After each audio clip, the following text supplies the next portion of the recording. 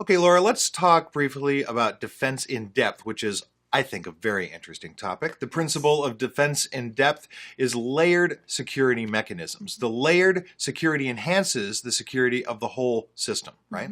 Now, during an attack, if one layer gets impacted, other layers can still hold down the fort, as we say, right? And implementing defense in depth strategy is not an easy mechanism. It is much more complex than what we normally would imagine.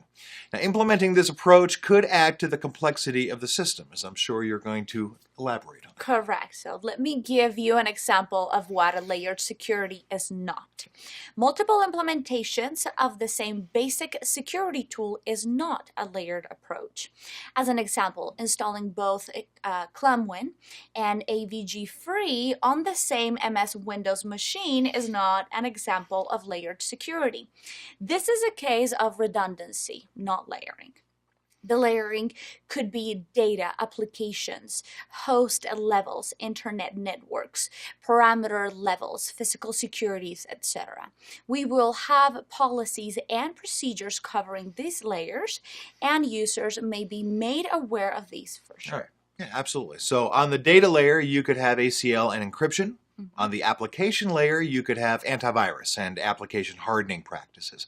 At the host level, you can have OS hardening, your patch implementation, authentication, HIDs, etc., all those things. And at the internal network level, you can have network segments, IPsec, NIDs, etc. So at the perimeter level, you can have firewalls and VPN quarantining right on the edge. So at the physical level, you can have guards employed, the physical locks on, and tracking devices. So they're kind of how different things can work out in those layers. Right. And defense in-depth strategies also include other security preparations other than the directly protective ones. They also address such concerns as monitoring, alerting and emergency response, authorized personnel activity accounting, disaster recovery, criminal activity reporting, and forensic analysis. Right. Now, having said all that, it is strongly recommended that you go for this approach. However, before doing this, make sure you have an assessment of your environment and decide on the defense strategy.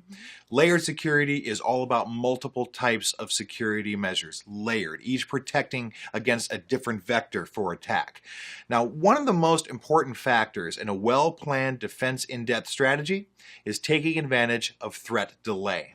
Now, by ensuring rapid notification and response when attacks and disasters are underway and delaying their effects, damage avoidance or mitigation that cannot be managed by purely technological measures can be enacted before the full effects of a threat are realized. Super important. That's correct. This is a brief description of defense in depth. When we implement a multiple layered security, it increases an attacker's identification much more easily. It also reduces an attacker's chance of success.